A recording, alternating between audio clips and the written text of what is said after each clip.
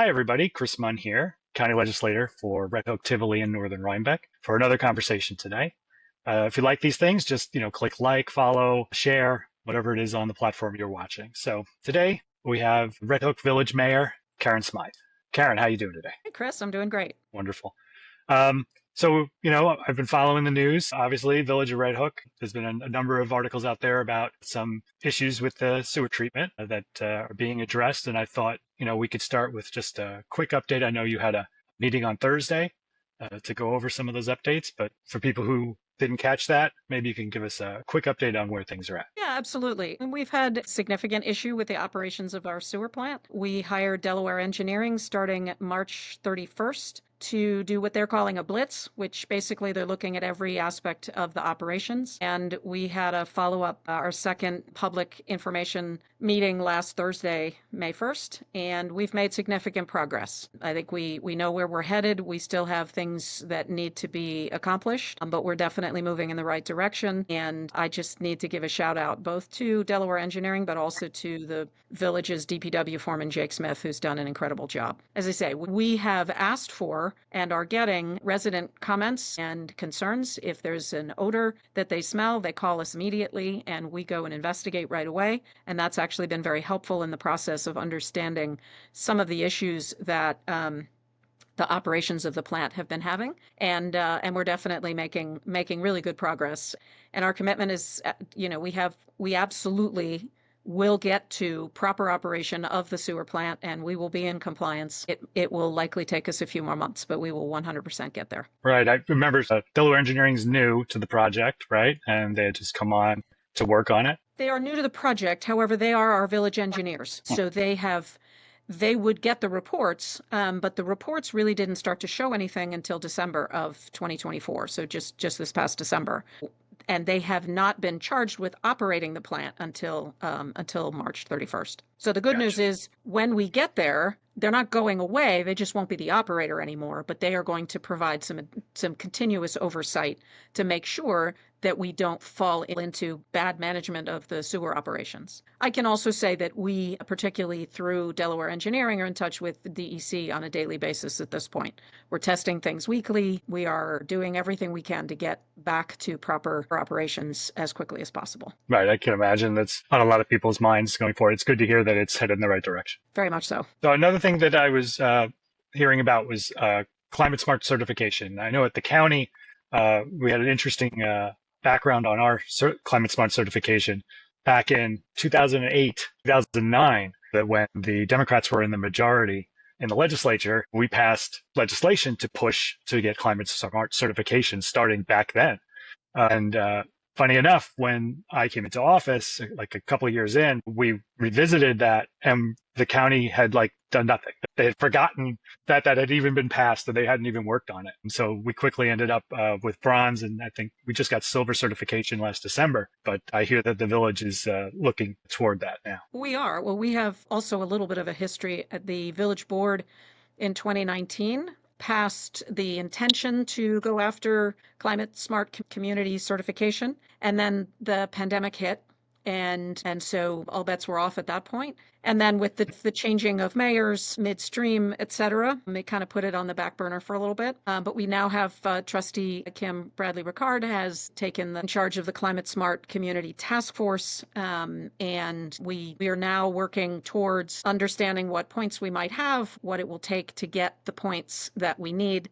So we're aiming, obviously, for bronze certification to start with. And hopefully we will line ourselves up to continue that process going forward. But yeah, it's a whole process, and I'm excited that we're back at it. And a lot of the things that we've already done will qualify. So it's just some of it is a matter of putting that together and getting the paperwork behind it and all of that. So it's good to be working on it. Yeah, the county had the same issue, right? Because the county was, there were solar panels going up on roofs. There was, electric vehicles here and there. Those are all points, in some way or another that have to be documented and put forward.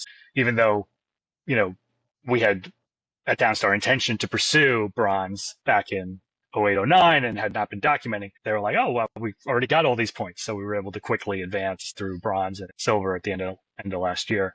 You're actually reminding me, a nice big thing that we did was we got a grant from Senator Hinchey for an electric police vehicle. So we have a fully electric police patrol car, which is up and running, and actually the police officers love it. It's mostly used during the school year. It's used for our SRO program, so it's over at the schools most of the time, but it's available for patrol as well. That's a big one. I don't know how many points. I haven't heard that yet, but those are definitely some points we have. Okay, so that sounds great. One of the things we've talked about at the county is, trying to incentivize composting. And I've heard that you guys have a composting program coming up. I'm not sure if that's in concert with the county or on your own, but what's going on with that? Actually, it is in concert with the county. We actually applied for a grant in December, and we're lucky enough to receive that grant. And so with that, we are able to initiate a composting program. So the town of Red Hook has a composting program, but the where you have to drop off is open, I think, Wednesdays and Saturdays. What we are going to be doing in the village is we're going to have sort of a center village location for drop off.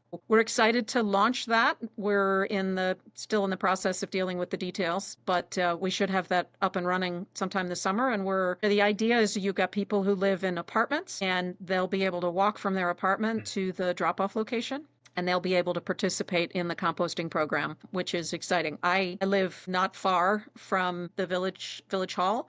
I have a space where I do a little bit of composting, but the other benefit to this compost program is because it's a more substantive compost setup, you can put more things into the compost than I can in my little backyard one. So it'll be really fun to see how many people we can get excited about it and get to use it.